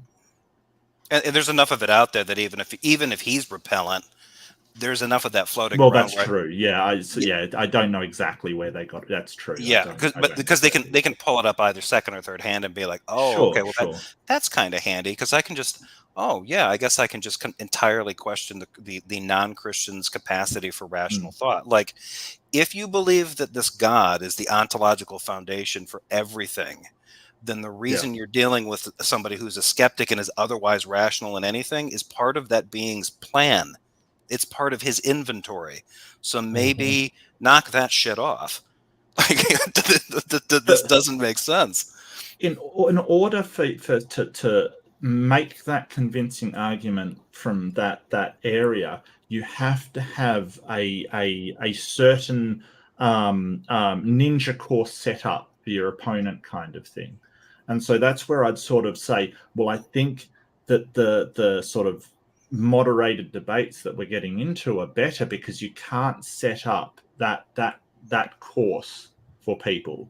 You can't set up your hoops that you want them to jump through. It's impossible to run that in a moderated debate. It's impossible. You can't do it. If you try to do it you'd need the help of the moderator, and then it would be blatantly obvious what you're doing. Yeah. Yep. Exactly. Gerber Hex is with us. He's back from the G Plus days. Yeah, a long time ago now. I know you've dealt with him, or at least we'll critique him, but we don't have to stick on that. But how do you see things going now compared to back then? Much more insulated, much less crosstalk. Conversations are much more controlled and censored. So I don't see much movement for either side, really. I think the Christians are doing a little bit better just simply because they can insulate themselves so much more now. So do you mean echo chamber kind of thing? They stick to echo chambers? Yeah, exactly. Okay. Yep. Well, I don't think it's quite the right term because they will expose themselves to other kinds of Christians that disagree with them. But as far as being out, maybe even some other theists like Muslims and stuff, but they insulate themselves very well against atheists. Yeah, I've come on Clubhouse. I've come across that more. You'll have like an atheist filled room, and a Christian will rarely come in, and the other way around. You'll have a full Christian room, and the atheist will rarely come in. Like they wobble back and forth. It's definitely insulated, and I've come across more echo chambers like on Discord than anything. I'm actually not sure what platform to use at this point. That really isn't. Yeah, I tried out Clubhouse. I think I downloaded it, but I haven't really used it much at all. I am on Discord. I usually am around the modern day debate server on Discord, but you know that's sort of that is billed as a neutral platform. So yeah, actually I've got a debate to do there at in about 40 minutes. So yeah. Yeah, I heard that. Who are you debating, Mark? Just one of the members challenged me by the name of Inquisitor. I don't know who it is. Wait, they what just channel? challenged me out of the blue. What channel is this? Oh, it's on Discord. It's not a YouTube channel. It's just on Discord. Right, but which channel on there? Is it like? Did you? Oh, they set up a stage. Like they'll set up a stage and. What is it, like politics server or politics? No. The modern day debate Discord server. The MDD server. Okay. Yeah. Inquisitor. I think that sounds familiar. I haven't interacted with them a lot, but yeah, I mean, I didn't have anything to do today until and Simos contacted me after I'd agreed. So yeah, yeah, why not? Like, sure. Mark, can you send me a? I don't know if I know where you're at. Yeah, I should be able to. Yeah, if you could shoot me an invite over to that, because I think I used to be in the MDD Discord group, but if you could send an invite. Well, so the MDD Discord, it got stolen essentially. So there was an MDD Discord. It basically the person that was running it changed the name and sort of took off with it, kind of thing. So yeah, they set up a new one, kind of stuff. But you know, it's just a whole mess in that old server. I left that server because they were doing some stuff that I didn't agree with. So they've got a new one. It's way better. Yeah, I'm just going to shill for the Discord server for Modern Day Debate now. Just give me a second. Yeah. What is are your? You a mod on my channel, Mark? Because if not, I'll paste the link. Am I a mod on your channel? I don't know. I have no idea. Hang on a sec. Okay, well I'll do it anyway. Don't worry. There we go. There's the link. Good to see you, Jay. No, I'm Thank not. you so much. Oh, okay. Well, we can sort that out. That's all right. It's fine. I'm good. Okay. I didn't completely miss. Sorry. Got the yard work going. Well done, you, Jay. Okay, so there was a question by Nick some time ago. Yeah. Some time ago now. I did see that, yeah. Which I've been putting up for occasionally, but let's just quickly go around the panel, starting with Floyd. Is Presup dead? Will that in DD? How long will he keep this going, or how long will he keep doing this? How long do you think he's going to be a pre-supper? That's three questions, Simos. Yeah, sorry. Good point. Thank you, Mark. Yeah, you're welcome. Yeah, just okay. I won't say anything rude. Go ahead, Floyd. No, I don't think it's dead. I it's being taught formally in churches and so forth. So there's always going to be a new batch of young folks coming up that are going to use these arguments.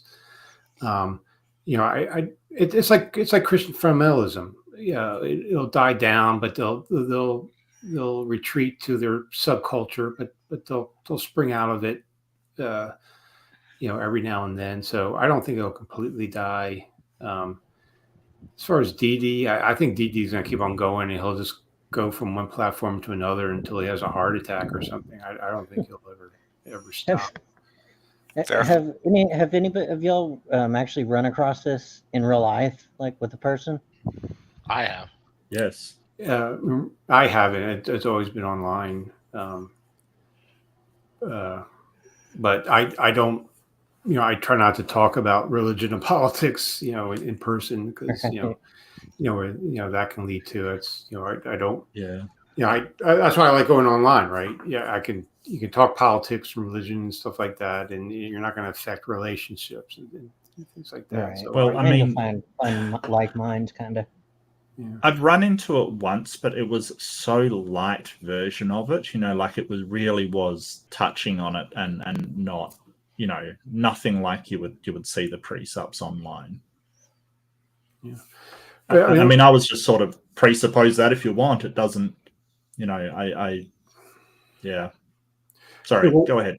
Yeah, I mean, you'll hear a lot from Christians, like, if you just bring up some sort of argument against Christianity or whatever, a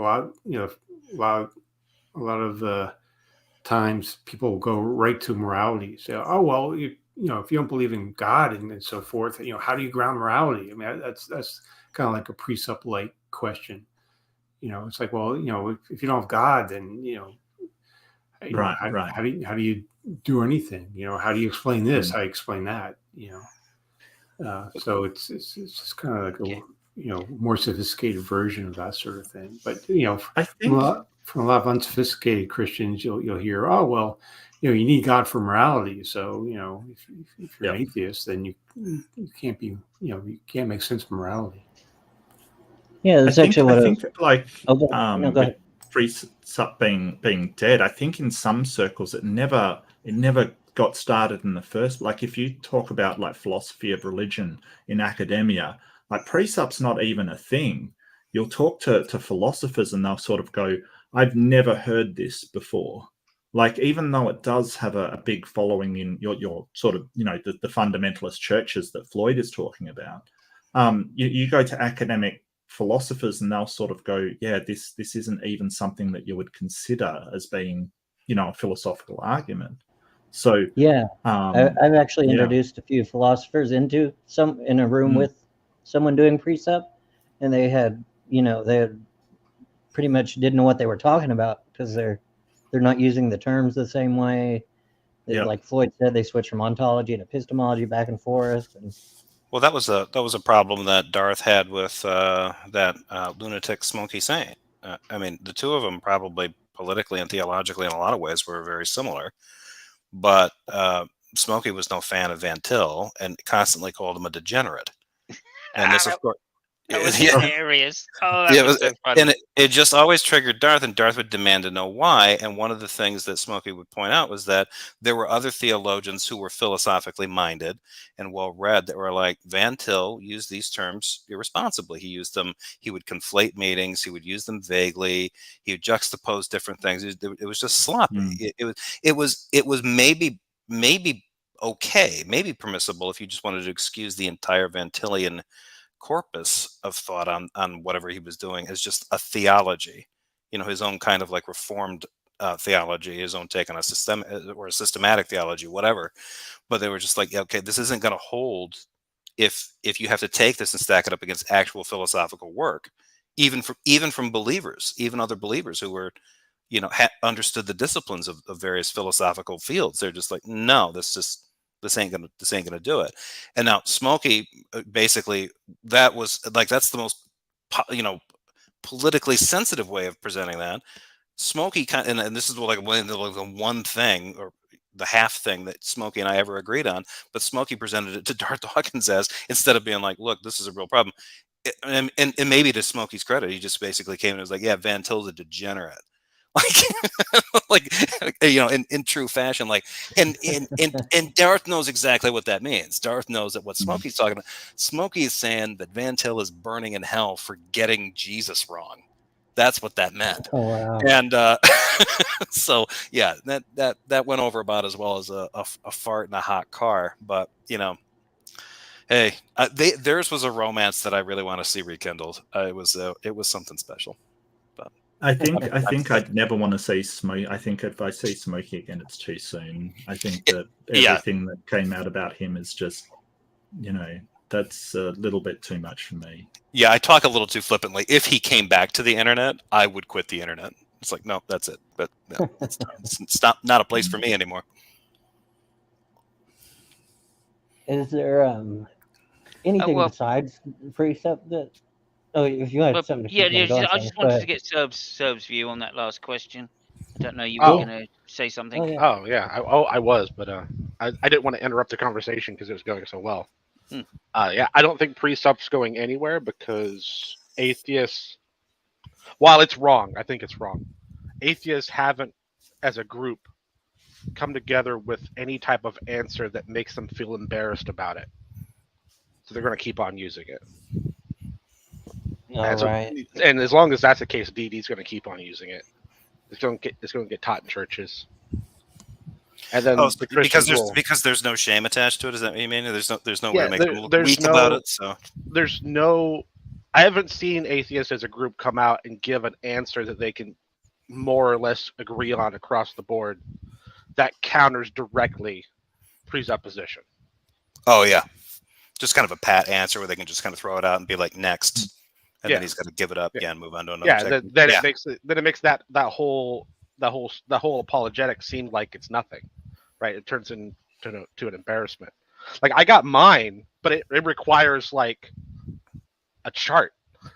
It's not easy to do. It's fun, Yeah.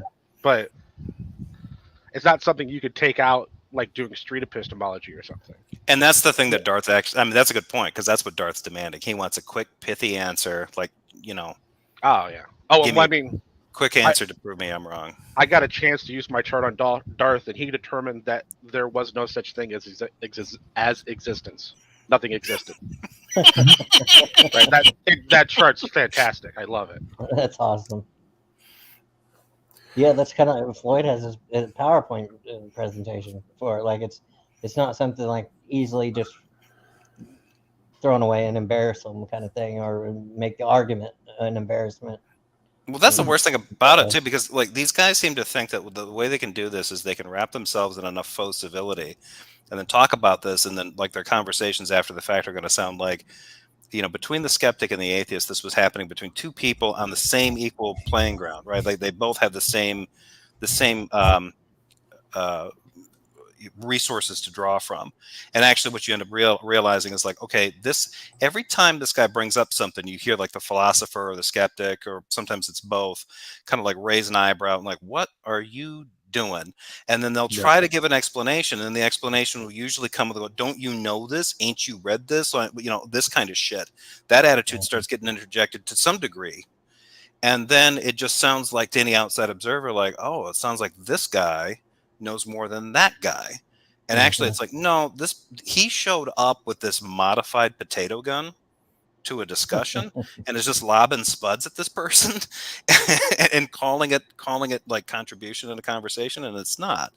And I think that is the problem. I think if Serb's exactly right, if somebody comes up with a quick and pithy dialogue to like knock precept questions down, then it will make it appear weak, and the appearance of weakness is enough to get apologists to get away from it, because they are ultimately very superficial. So they'll surrender that and go back to something else, probably something more evidential. So I thought Pine Creek made a good point about this, that people don't want to hear a long drawn out explanation. They just want a quick rebuttal, because right. They'll zone out. If you talk more than 3 sentences, they'll start zoning out and so forth. So you need to have just a quick little response, because that's and I've always agreed with Pine Creek when he's kind of gone into, I mean, he's very anti-philosophy, and in some ways that's kind of good to hear, because he'll just be like, look, nobody wants to hear you guys drone on. Like if they're interested in you guys droning on the theory, then do something about that. But if you're just trying to have a conversation where you're just kind of supposed to, you're starting to get your points across, and you have to pull out a chalkboard to explain yourself, everybody's going to go glassy-eyed, and he's right. Well, I think it's sort of bridging that sort of philosophical nomenclature with sort of colloquial terms kind of thing, being able to explain philosophical concepts in something that a layperson would understand. I think the danger is that when you get into these discussions of ontology and epistemology and things like that, the average person out on YouTube has no idea what you're talking about, kind of thing. Yeah, So exactly. and that's part of the reason why DD script works so well. It's because, you know, sort of even though the you know, it's convoluted, the terms are sort of very simple. You know, what is foundational, what is ultimate, like people can kind of understand it, even though at times it does get borderline, like you've got no idea what he's talking about. But I don't know, I think that answer that you're talking about, that is pithy and quick and can shoot him down, it has to be understandable by most people out there, and that's the difficulty. And philosophy can often get into the weeds quite quickly. So Yeah, I just want to say one thing quickly here, if I may, which is to say, I did have an experience of this in real life, 2 experiences actually, but one of them, okay, and this is just a quick anecdote, I suppose, which is to say, I went to meet a girlfriend's parents a while back, 10 years ago or something, and her mother was a rabid Christian and had been to see a guy in church recently after I got there, just the week before, who was an apologist. And this apologist had been in church to lecture and tell the congregation about apologetics, right? And I went, all right, so what did he say then? You know, and what I didn't realize is how harsh I've become debating Christians on YouTube, because she gave like 2 evidential arguments, which I just went, yeah, but that's, and I did pithy answer. Yeah, that's wrong because X, and the other one's wrong because of Y. So just to say, right? And she was like, and then she questioned it, and I said, no, X means X, so that's definitely a dunner. And the other one, yeah, there's some debate, and it's the best argument you've got, but it's still shit. You know, like. And then she They're couldn't just resist slapping it. old ladies down left, Yeah, right, and she center. could not fucking resist it going to Presup then. Right? And she could not. And I just went, oh, Presup, fantastic. And then after I dispatched that one, she was getting very agitated by this time, and the husband who was an atheist, was sitting across the table just laughing. Basically, she basically then pulled the faith card. I mean, oh yeah, faith. Well, that's fine. I thought, oh, this is my way out, because, like, you know, this is the girlfriend's mother. Well, that's the polite way out, right? Like, yeah, yeah, exactly. So I'm like, oh, faith. Yeah, well, I can't argue with your faith. Yeah, if you're saying faith. And she said, well, yeah, because you've got faith, right? And I went, well, strictly, it's a different kind of thing. Right, because my definition is not a priori argument, right? I don't have that kind of faith. I have a justification, but it's a posteriori. So, you know, it's like, no. So I explained what that was to her, and she burst into tears. I mean, Yeah, you're a about monster. making the worst fucking impression ever. And I didn't think I was being offensive. I was just doing the usual fucking YouTube debate stuff. Anyway, needless to say, I split up with the girl. I'm not laughing because it's funny. I'm laughing because that's so sad. Oh, wow. There you go. It's probably best, you know, like mother, like daughter. So there we go. But you know that the dad is still like, where's that Simos bloke? Yeah, like, yeah. All right. I like that guy. Yeah. Have him over for drinks again. He can explain to me what the fuck epistemology is. Anyway, just say, but it comes across a lot harsher in real life if you use like the online persona. I'm just saying. Anyway, thanks for that. Well, speaking of being harsh, if they do pivot over to like the faith thing, the easiest thing to do is just really cheese them off and just be like, oh, old faith, namaste. You know, and they'll look at you. You know, they'll give you the. See, I don't have an issue. Like, my worldview is built. My presuppositions actually are built on just blind faith. So I don't have an issue with the word faith when I'm talking with them. It's not something that like sets me off or anything. I would agree with you, actually. I don't think that I do either. If they're talking about faith in the sense that we all kind of like take just as a given that we're having a subjective experience, Right. You know, if they want to get into like, and Darth seems to kind of, Darth and others like him kind of operate on this idea like, okay, well, all right, skeptic, I'm going to force you into the position of being a radical skeptic and force you to punch out of that crazy box. And it's like, yeah, but that's not my position. Right. But I Exactly. think where I differentiate faith and just a presupposition, like I have a presupposition that my senses are true for a given level of accuracy kind of thing, and things like that, right? But the difference between that is I at least have a tiny bit of acknowledgement that that could be incorrect, where faith Mhm. doesn't seem to leave any of that wiggle room. Like in order to be true faith, it has to have that 100% confidence kind of thing. That's probably where I'd put a Oh, I take it a little different. I take it as, like I said, blind faith, but it is faith that my senses are generally reliable. You know, I experience or my memory is generally reliable, things like that. But I have no actual basis for those things except for those things, and I would not base my general sense of my memory on the general sense of my memory. That would just I definitely acknowledge that. Yeah, no, I acknowledge that everybody makes these presuppositions. You have to. I think that I don't know. I think that when it's necessary and you at least acknowledge no matter how tiny the possibility that it is incorrect, that you can say, hey, I presuppose this, but you know, it could be possible that I'm a brain in a vat kind of thing, the old Boltzmann brain kind of thing. That you're not using faith. That is then a presupposition with the acknowledgement that your presupposition could be wrong, which faith doesn't seem to have that leeway to say you could be wrong, because that's doubt, and that's what faith is designed to, or at least that's what you use faith to overcome, that hurdle, any doubt that you could be wrong. Whereas I think, sorry, go ahead. Oh, sorry, I didn't mean to interrupt. Go ahead. No, that's fine. That's fine. Oh, I was just going to say, I think that actually, like the Boltzmann brain thing, you know, when it gets brought up by some presuppers, I always think that they're kind of using it in a way that they don't understand.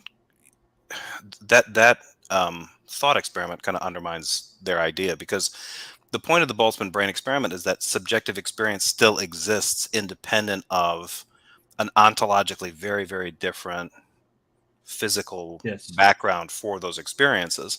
And that's sort of the point. That's, you can be certain that you are experiencing yourself subjectively or something like this. Yes. Whether or not there's a one-to-one correlation between the accuracy of your experiences and the reality that is those experience that's bouncing off of, that's different. You know, there can be a disconnect between that. That's the whole point of that. Sure.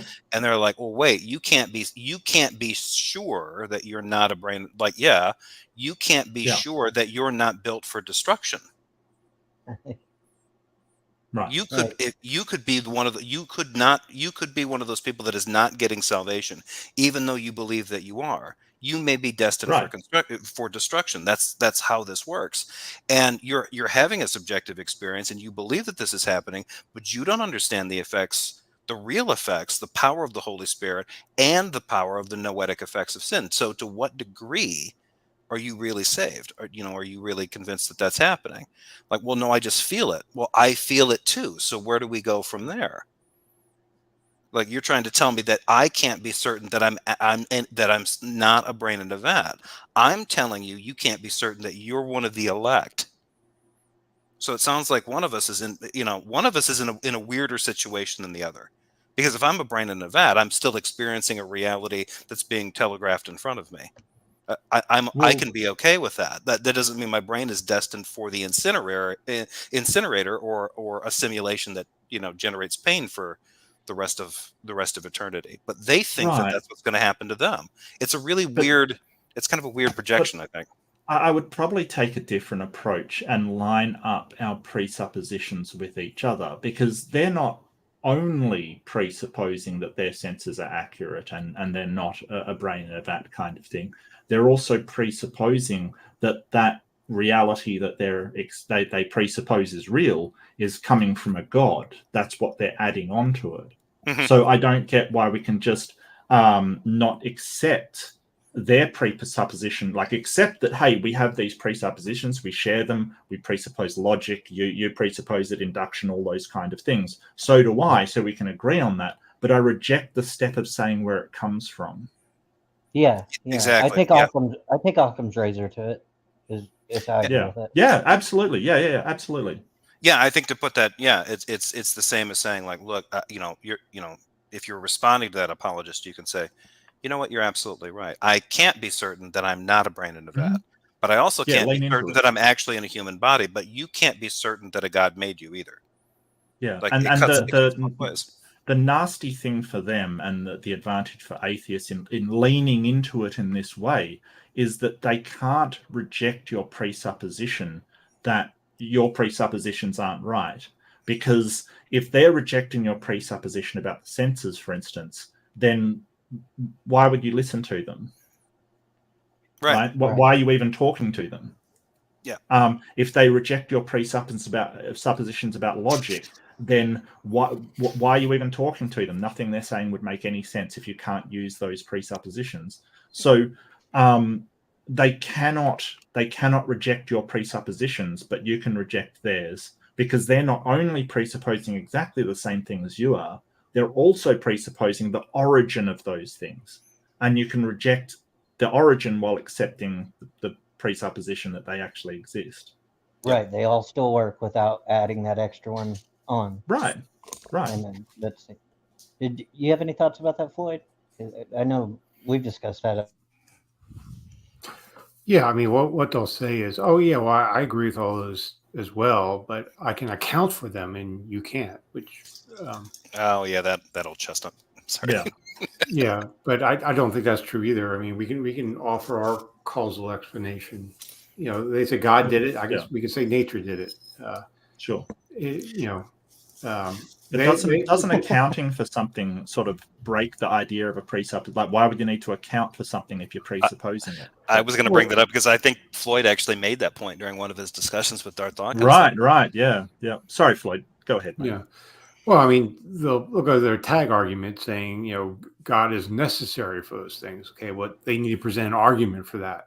So you can claim that God is necessary, but why can't the logic pixies and the reliable senses pixies account for our reliable senses and logic and so forth? Or as you say, naturalism, evolution. They actually need to present a real transcendental argument that their God is necessary. And Van Til and Bahnsen and Clark and Frame and you name it have never presented a clear knockdown argument to do that. They'll just go to skepticism at that point. It's extreme skepticism. Yeah, no, I gotcha. Yeah. It is really weird how good a lot of apologists are, Christian apologists specifically, are at representing radical skepticism and nihilism. Yes. Yeah. And sometimes, like, if you just tweak the language a little bit while they're trying to entertain that, it's like that doesn't sound too different than, like, because usually oftentimes there's like a weird kind of there's kind of a Stockholm syndrome kind of intention of inducing this. Like, if I can make you experience some kind of nihilistic vertigo with these questions by setting these up, then eventually you're gonna seek some kind of remedy, and I'll be there to let you know that Jesus is it. But it's like, I think you might be a little bit too effective at this, because I don't even think philosophically negging you. Yeah, exactly. But at the same time, it's like they're negging you a little bit too much, because you're just like, yeah, nothing matters. I'm like, no. Hey, come on, baby. Like, here's the solution. Jesus is your man. Like, no. I don't even think that exists anymore. Like, I don't think they realize, like, this can spiral out of control quick. So no, that's I'm so sorry. I've got to go. I really apologize. It's been a great conversation. I've really enjoyed this talk, and it was really good to meet you, Xbox Fiend and Floyd and Jeff. Always good to see you, and Cerberus. Like, really good. I'm going to try Thank and check you so much. Are you going to be Yeah, live Thanks casting for, your? thanks for coming, Mark. Yeah, Really yeah. appreciate it. I'm gonna live cast it. So this is my first time live casting a debate, so I'll see how that goes. It might be a complete mess, but let's find out, I guess. But thank you so much, Simos. This was a really good conversation. I really enjoyed Great. it. I hope you'll come back for another one sometime soon. Oh yeah, sure, no problem at all. Thanks, All right, mate. see ya. We'll keep you in the loop. Yeah, Cheers. thanks Good so luck. Yeah, I'm going to head out as well. I have work tomorrow. So, Okay. Thank you, Yeah. Freud. yep. Why Thanks don't for you having stop me. by? Really Yeah, Floyd. appreciate it. You'll get links in the future. Please come. All right. Thanks. Thanks, buddy. Cheers, bye. Hey, bye now. Have a good night. Friend of G-Man. That was Floyd. Well, I got back just in time. Okay. I guess, yeah. I mean, let's finish it up. Go around the panel and just, sir, is there anything you want to say on what you've just heard, etc., etc., and then we'll move on from there. No, I don't think I've heard enough to have any comments on it. Okie doke. Xbox, over to you. Oh yeah, I really appreciate it. We went from G plus until now, and got stuck on precept for that, but it was fun. It was actually very interesting to see that and different views of it from different time periods. Yeah, So I really appreciate it. there's definitely been some kind of evolution, as Jeff said. Actually, Jeff, Yes. thank you so much for coming on. Absolutely. One thing I just wanted to touch on quickly with you is you have a review channel mainly. Not that you don't do debates, but you generally do reviews, which are highly entertaining and usually very incisive. When you started that, did you think it was going to grow the way it has for you? And is that just the face of the modern kind of debate community, the fact that we don't have somewhere to go to have these massive conversations anymore, that we're back to just reviewing videos? Maybe. I think kind of. I think it's gotten insulated enough where if I'm pulling content, and my stuff is always kind of like based on who I think as a personality needs to be highlighted, or whatever idea they're kind of presenting needs to be highlighted. But and Darth has always been kind of one of them, because that was, I've told many people this, that was what I wanted to see when I started hearing about precept arguments, and they weren't from Cy Ten Bruggencate or from Darth Dawkins. They were from Douglas Wilson when he was using this stuff on Christopher Hitchens back in the day. And so I was like, well, how do I find out about this? And then when I looked on YouTube and other social media, I found that there were guys like Cy Ten Bruggencate, Darth Dawkins, and others that were kind of weaponizing these same rhetorical tricks and traps. And for me, it was just like, well, I'm just looking for somebody to kind of like go through these and analyze them. And I waited long enough, and I was like, okay, I'm just going to go through and analyze it as best I can, and then get called out for when I'm wrong. And that has happened occasionally. People have been like, yeah, I don't think you understand this part of it, or philosophically, or that part of it theologically, or whatever. And that's been good. That's allowed me to grow. Yeah, I think kind of isolating somebody like Darth Dawkins as a specimen for what this is sort of like the holdover to it. And I mean, getting to the topic of your show, the whole G plus thing, you guys kind of brought this out, right, in a way. This kind of interaction and all this kind of stuff ended up becoming like a laboratory where, these different discussions would happen. There'd be, ID versus, evolution, abiogenesis discussions. All this stuff was on the table, and everybody was fighting over this stuff. And then the precept thing kind of like bubbled out of it and actually kind of got weaponized. And actually, I mean, in a way, you can see the evolution of it. You can see it between guys like, how it's changed between somebody like Cy or Darth or J. Robin, rest in power, King, all that kind of stuff. I don't know what's going to happen next. I mean, it might end up becoming a little bit more ecumenical amongst different apologetic groups. Maybe more of these groups will start talking with each other, like the G plus days. But I think Serb's right. Most of the Christians are pretty well insulated, and they kind of go to their review sources, and they're watching their videos where somebody like reacts to stuff, and they kind of get their take on it. They get their editorial. Yeah. So I could in a way, I guess, long story short, I could be contributing to that problem for this side of the atheist community. So yeah, that's always something that I kind of keep an eye on. But yeah, and I think that's why my channel stays. I mean, it's grown, and I appreciate that, but it's still pretty small. I'm less than 2,000 subs. I'm tiny.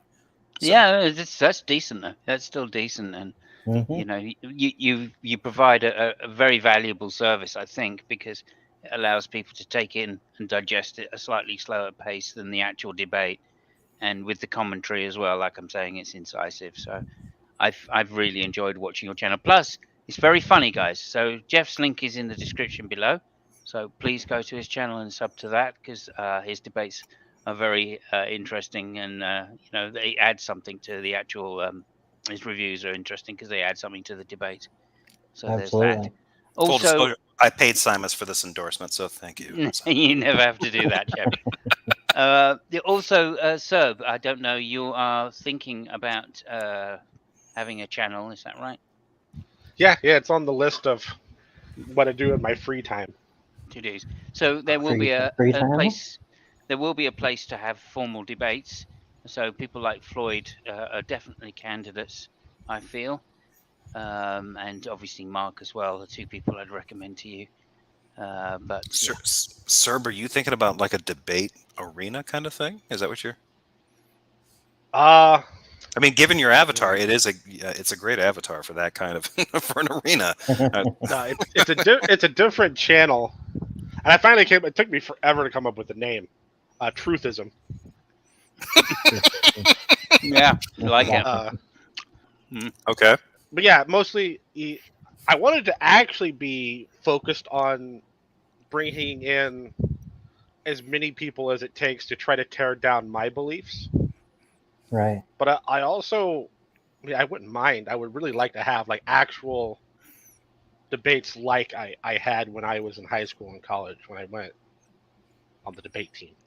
So you're talking about like actual forensics then. Yeah.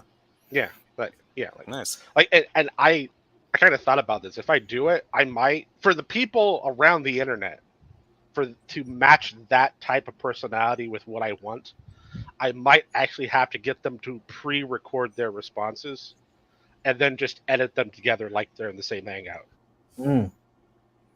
That's actually what a lot of people have been talking about lately, or how doing formal debates back and forth with writing it down and then getting a response, and how much better that style of debate is, because you actually flush thoughts out and you have time to think about it.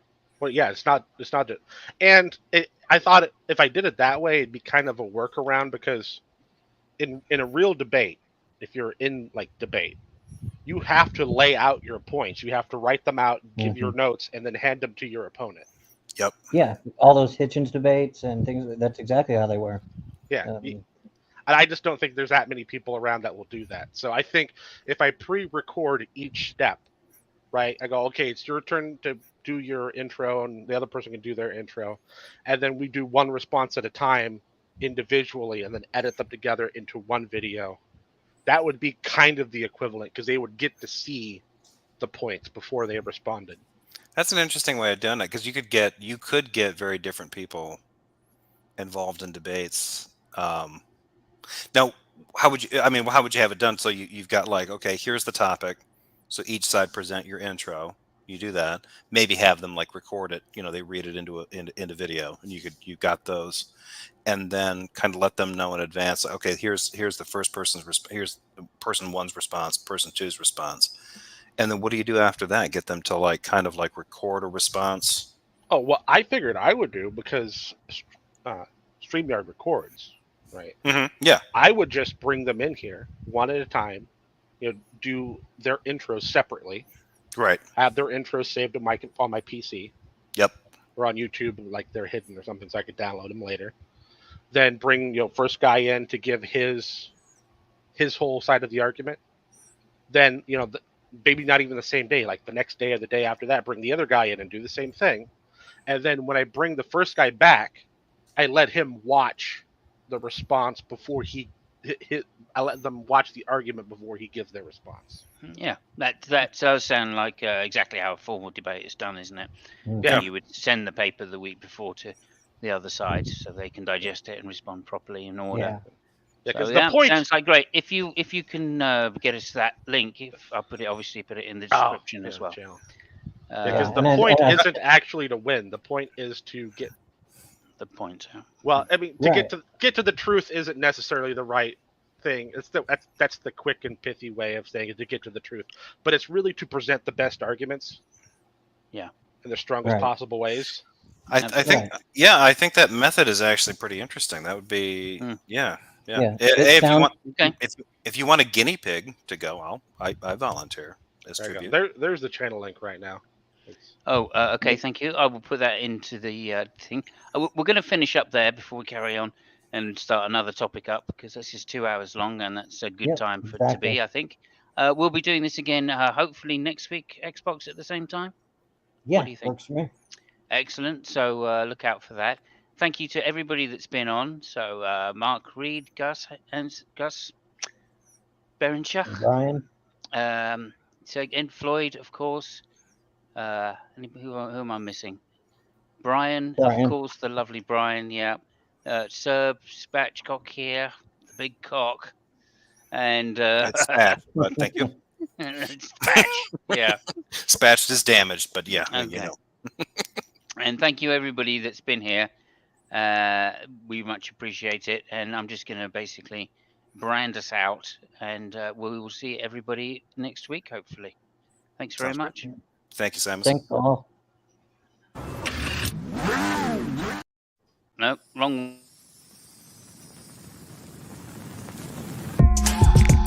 More carrots. Don't tear it. More carrots.